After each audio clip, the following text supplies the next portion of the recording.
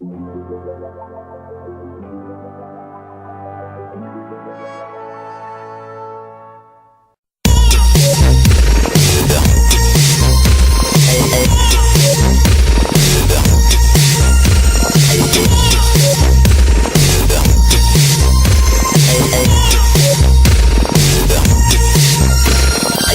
and welcome to another episode of the Cymru Nerd Cave.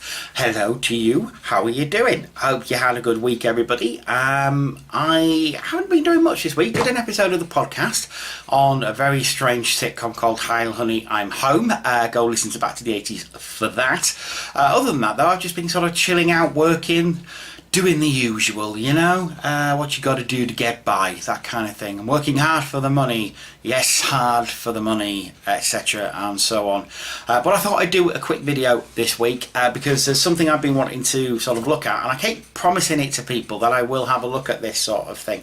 And it is the Transformers Ladybird books from the 1980s. Strange little things. They are.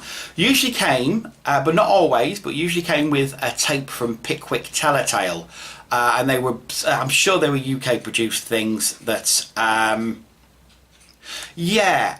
had their own weird continuity. Because of course you had comic, you had cartoon. And in between the two, sort of occupying its own little niche, were these things. So obviously you had a few of them. They occupied their own little niche. So like I say, they were UK produced. They didn't use the same music as normal Transformers because back in the 80s there wasn't really a thing called synergy. So they borrowed continuity from the cartoon and from the comic book and sort of made it their own. So you have elements of More Than Meets the Eye in there, parts 1, 2 and 3. So Spike does use a diary, he keeps a diary, he writes things down, but also you've got Target 2006 in there when Ultra Magnus and Galvatron appeared. They're the new leaders as they were in the UK. That's how they were advertised because they didn't want to spoil the movie. How about that for something these days? The company didn't want to spoil the events of the movie for the people. So yeah, they were the new leaders and city commanders both. So they each commanded Decepticon City and Autobot City, and that's how it was. And they used the, like I say, the Target 2006 continuity. And then it moved forward to Nebulos, where Hot Rod and Cyclonus were in charge. Very, very strange. The two books I don't have, which is Decepticons Underground and Autobot Hostage, were Power Masters and Double Target Masters, that kind of thing. So very late on in the toy line. But yeah, they're strange little things of the Ladybird books. The tapes are cool as well. They are available on YouTube and also on When the Music Stops. We have put a few of them on the podcast as well, and I'll put more up, no doubt. But yeah, let's have a look at the Ladybird books. So here we are with the Transformers Ladybird books, of which there are a few. I don't own two of them, which is Autobot Hostage and Decepticons Underground. They're the two I don't own. Otherwise, I've got the full run of the ones that they brought out. We had Autobots Lightning Strike, Megatron's Fight for Power, Autobots Fight Back, that's one of the first ones I ever got, Laserbeak's Fury, the movie, which isn't part of the continuity that we were talking about earlier on, it's separate, but very, very cool nonetheless, Galvatron's Air Attack, Decepticon Hideout, Decepticons at the Pole, and Autobots Strike Oil. So that's the run I've got. Like I say, the last two, Decepticons Underground and Autobot Hostage, they concern things like Target Masters and Double Target Masters even, which is very, very cool. But we shall start at the start with Autobots Lightning Strike. So this is the first book that they ever brought out in the Ladybird range. And yeah, I mean, you can see very toy accurate drawings of the characters there. As we said, the reason for this is because the artists who drew them only had the toys and the box art for reference. They didn't have the Marvel Bible, so it's very much like the early Marvel comic books. They in the UK, they didn't have the references, so if they look a bit different, if they look a little bit too toy accurate, then that would be the reason why. Like I say, very good picture on the front though of Optimus Prime and the Lightning Strike aforementioned. We're not going to go into the stories at all, just have a look at the artwork. Now in the early books you've got Heroic Autobot, Evil Decepticon, and quick character bio. So let's have a look at Optimus Prime. So he's the strongest, largest, and wisest of all Autobots. He's kind to all that lives, including those on Earth. When his trailer becomes the command center, he transforms from the trailer cab to lead the Autobots in their fight against the evil Decepticons. Oh yeah. And Megatron, leader of the Decepticons, is ruthless and cunning. He transforms from a gun to lead the Decepticons in their fight against the Autobots. And it is Toy Accurate Megatron. Very nice rendition of Toy Accurate Megatron. And the same with Optimus Prime. Very nice renditions of them. The artwork would start off quite good and sort of get worse as time went on with the Ladybird books, as they decided that it wasn't as important to keep them as accurate as possible. But these are the early stories. So the heroic warriors, the Autobots, and their enemies, the evil Decepticons, have landed on Earth from their own planet Cybertron. The battle between the forces of good and evil continues on Earth as the Transformers change to robots and back again in an attempt to outwit or deceive each other in their struggle for power. And that was actually quite a big thing in the early books. They'd landed on Earth. They didn't want people to know that they'd landed on Earth, and it was all about the disguise aspect was very, very big in the Ladybird books, especially to begin with. That sort of dropped off as time went on, pretty much, with all continuities of the Transformers there. But this was, let's have a look, 1985 Hasbro Industries, and it's written by John Grant, and Mike Collins and Mark Farmer did the illustrations. And Mike Collins, very kind enough when I met him a long time ago, to actually sign the book, which was very cool. But yeah, as I said, Autobots Lightning Strike kind of follows on from More Than Meets the Eye Part 3, and that's where it comes from. It's Spike writing his diary and letting everybody know about the Autobots, that kind of thing. Yeah, very cartoon accurate, but like I say, as time went on, it's sort of taking parts of the comic as well. But as you can see, very toy accurate Jazz and Optimus Prime there. They did their best with the illustrations. That's quite a good one, though. I quite like that illustration. And obviously it's Sam and his dad. Sorry, Spike and his dad, not Sam and his dad. This isn't film continuity. Optimus Prime there, looking quite good. Huffer in his right colours, and then Huffer and Gears definitely not in their right colours there. Very odd colouring. I'm guessing they were being arty. You never know with these things. But again, really great story about the Autobots trying to harness the power of lightning, and the Decepticons thinking that they were actually trying to send messages to each other, and it's a radio mast. Starscream very brutish in these, not cunning and guilish at all. Very brute force, wanting to destroy everything, and Megatron being very cunning and wily, and not being the guy who just hit everybody. I do like that picture. I really do like this picture. I realise it's really toy accurate, but I do like the shading. I just think it's a really good picture. And as a kid, you're sort of wondering what these robots are like. Again, another good picture. But yeah, they're very, very nice. Just going to whiz through this one, because we've got a few more to have a look at as well. But these were the early ones, definitely, what the earlier ones we're sort of going for.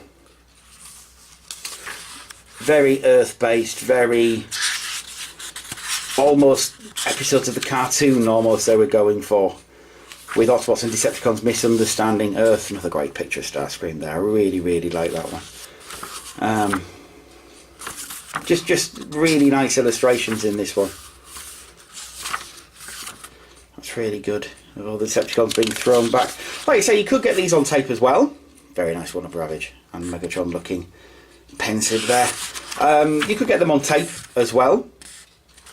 From Pickwick, Telltale. Just look at there if you can see it. 75p net for that one. And then Megatron's Fight for Power. Again, you've got the insert there. As it was. Mike Collins again very kindly signed that for me as well. And again, same again really, it's very Earth-based, very season 1 of the cartoon. Very nice illustrations in here though. Again, some of the artwork in here is much maligned. You'll see people saying, oh, it was rubbish, the artwork. I disagree. I think some of this artwork is very, very good indeed. Very, very nice. Another great one, a Starscream there and Rumble. There we go. Ironhide, toy accurate. Ironhide, toy accurate there. Because that's the only reference they had. They didn't know about the cartoons. Cartoons hadn't really aired here in the UK. These were UK productions. Yeah, quick note on the Pickwick Telltale. They were done by, not sure, I don't even think the Transformers Wiki knows who the first guy was who did them, so the first guy narrated these. Eventually fell to a man called Peter Marinker, who has been lots and lots of films. He was in the Judge Dredd movie, actually, as well, and lots of other things. Canadian actor, I think he lives in Britain now. And yeah, mainly a voice actor these days, but he's still doing audible books, still doing audio books, which is good. And he did a lot of these books as well in the later iterations of it. But again, really nice artwork in there. Autobots Fight Back has a special place in my heart because that was the first one I ever owned. The tape is pink on that one. This one's battered. I really do love that picture of Bumblebee and Prime there.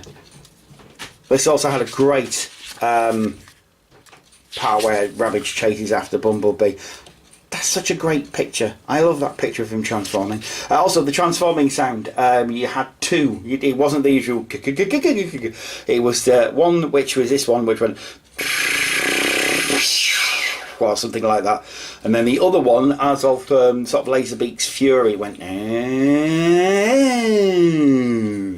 Both very cool if you like the Ladybird books. Great picture of Ravage there, and a lovely picture of Bumblebee blinding Ravage. Like I say, really got to just whiz through this one. Just some great pictures on these. Very nostalgic. I do love the Ladybird books so much. So you've got Laserbeak's Fury after that, and then we go on to the movie which was very different because it wasn't anything to do with Ladybird continuity. It was literally just a telling of the movie via Ladybird book. The cool thing about that is that you got stills from the movie. Now this is before the movie came out on VHS, and I never saw the movie in the cinema. I've never seen Transformers the movie in the cinema. So when I was a kid, this was how I saw the movie. This is how I got movie stills. This is how I knew the movie story. The Autobots on one side, Decepticons on the other. Very cool. And yeah, again, going to whiz through it because we've all seen the movie a million times. But yeah, this is how I saw the movie. This is the first time I was aware of the movie was when I read this. I found out about the deaths of Autobots secondhand from other people, and the death of Optimus Prime and the massive fight that they had, and that iconic tableau there. But yeah, it was the movie. Brilliant stuff though. Really good. I do like it so much. It's the stills in it are really nice as well. I mean, they are really high quality stills that you're seeing. Brilliant stuff. I mean, I love that so much. That's one of my favourite Ladybird books of all time, that one. I have very good memories of that. And then everything changed. Galvatron took over in the comics, as did Ultra Magnus. They sort of forewent the events of the movie and just used the characters to expand on things. And Ladybird found themselves in a bit of a weird position because they didn't really want to go forward with any sort of movie stuff, but they did want to sell the toys that were out at the moment. So they came to a compromise and they basically said, screw the movie and its actual effect on the cartoon. We don't know what's going to happen there, but we do know what's going to happen in the comics. So let's have Ultra Magnus and Galvatron as the new leaders, as they were advertised in the UK, and let's go with that continuity instead. I do like Scourge, who's sort of popping up behind a rock there. Oh, there I am. And Jetfire as well, really good picture of Jetfire, and Astro Train as well. Now this is where the artwork sort of takes a bit of a nosedive, but before that, this is the important bit here. Look, leaders come and go. Galvatron travels back from the 21st century to take over from Megatron, commander of the Decepticons. Then the strange disappearance of Optimus Prime leaves the Autobots without a leader, and Ultra Magnus arrives from Cybertron to take his place as the Autobots' new commander. That's Target 2006. If you're in the UK or in the American now and know about Target 2006, how insanely cool is that? So yeah, like I say, you get introduced to the new characters. Ratchet again without a face. Hot Rod is in there as well. You get Wheeljack, toy accurate Wheeljack there as well. Ultra Magnus is in there. Cup is in there. The old characters are still there, still milling about, but you are getting the new characters coming in, taking more prominence than they would previously. Dirge is there as well. Really cool pictures there. Oh, look at them. Cyclonus there. Superion, the Decepticon jets. No Starscream. Galvatron there. Soundwave's still around. Even though technically he should be under rubble, but there you go. Cosmos is in there as well. Just a great book. Really, really nice. Lovely stuff. Decepticon Hideout is the same continuity as that one. Well, the Ultra Magnus in this book has a problem. I mean, don't get me wrong, brilliant picture, lovely picture, but he's got no eyes. He's got no eyes in the whole bloody book. And there's a picture, great picture of Bumblebee just looking around the corner there and spying. I love that so much. Yeah, the A story in this is basically Spike trying to get some chrome rims for Hot Rod. Yeah, very strange. Very odd. That picture there, look into his dark soulless eyes. Look at them, peering into your very soul. You know you've been messed with. Look at Ultra Magnus's eye, peering at you forever. Anyway, very odd. But again, big massive fight with Ultra Magnus and Galvatron in that as well. Lots of action, very, very nice stuff. In the Autobots build scrapyard in a factory that they've destroyed. Now then, here we come to the interesting stuff. After all that Earth-based guff, they decided, nope, got to take it off planet because Nebulos is in the comics and in the cartoon now. Headmasters and Target Masters are a thing. Let's do Headmasters and Target Masters. So you had 2 books devoted to them, which are Decepticons at the Pole with Scorponok. But Hot Rod and Cyclonus are actually the leaders in this, which is very, very strange. Target Masters both. Because they didn't really have any leader characters that were selling at the time, so they had to. It says here, over many centuries leaders have come and gone. Now the fight continues in a far-flung corner of the galaxy on the planet Nebulos. And like I say, Hot Rod and Cyclonus are your leaders now. Very nice. That's Slug Slinger there. And it's a story all about the Decepticons trying to get energy. Because, you know, nothing changes. Again, very nice cartoony pictures these aren't really toy accurate or anything. They sort of draw them more cartoony than anything else, which is really, really cool. Very good picture of Brainstorm there. I do like that so much. But again, lovely picture of Scourge and Cyclonus and all the newer ones. This is sort of the era that I like, the Headmasters, Target Masters. I do like that Hot Rod's always smiling. It's kind of like Lost Light Hot Rod there. But yeah, again, very, very good picture there at the end. Do like it a lot. And then the last one is Autobots Strike All with a very nice box arty picture of Chrome Dome there. I do like that a lot actually. Again, it's the same era, so it's the same thing. And it's Cup, Hot Rod, Nebulons, Autobots trying to find energy, you know, the same old, same old. The weird thing is here is that the writers and the artists didn't really know how to approach the whole Headmaster thing. So you have Headmaster and Duros on top of his head there. Duros goes off and starts looking for stuff. And they still have the robots doing stuff. So what the writers did was just, sorry, what the artist did was just draw the robots without the heads. It's very odd, very disconcerting. Doesn't look right at all. Very nice weird wolf there. Again, taken from the box art. The box art had gotten a bit better by this point and a bit more cartoonish themselves. But yeah, really, really nice stuff. Oh, it's just so nice. 8-face there. High brown cup. Just really nice pictures there of all the Transformers and really good stories. Like I say, that's the last image I've got. His Scourge has been battered and covered in oil. As he should be. But yes, those are the Transformers Ladybird books. Like I say, the final 2 I don't own, I'm afraid. I just don't own them. So it's a shame because I wish I did. But sadly, not to be. But I will get hold of them one day, and when I do, I will make a point of having a look at them on this channel. But that's the Transformers Ladybird books. You can pick them up easily on eBay. They don't cost too much money to actually get. So please do have a look for them. Try and find them. That's it for this week though. I shall be back next week with another video very, very soon. Haven't got a clue what I'm going to have a look at yet, but I'm sure it'll be something very interesting. Other than that, have a good week. Take care of yourselves and each other. Please check out my Twitter at Cymru Nerd Cave. Please check out Back to the 80s podcast as well.